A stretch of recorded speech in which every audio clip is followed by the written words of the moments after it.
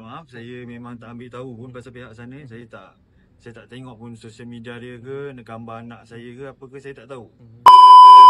Saya tak kecewa, saya lebih kepada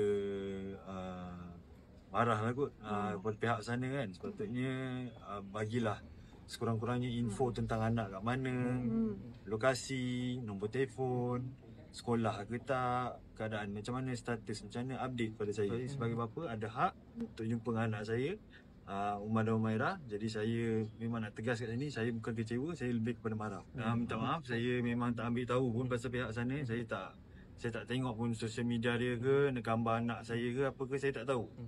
Jadi saya nak tahu daripada dia, pihak sana sendiri, sama ada daripada mak dia ke ataupun dia sendiri, bagi tahu status anak macam mana.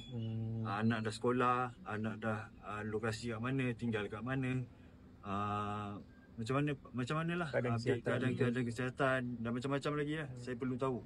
Saya sebagai bapa tak boleh dinafikan lah. Kalau macam mana buruk pun saya tetap tak boleh dinafikan hak tu lah.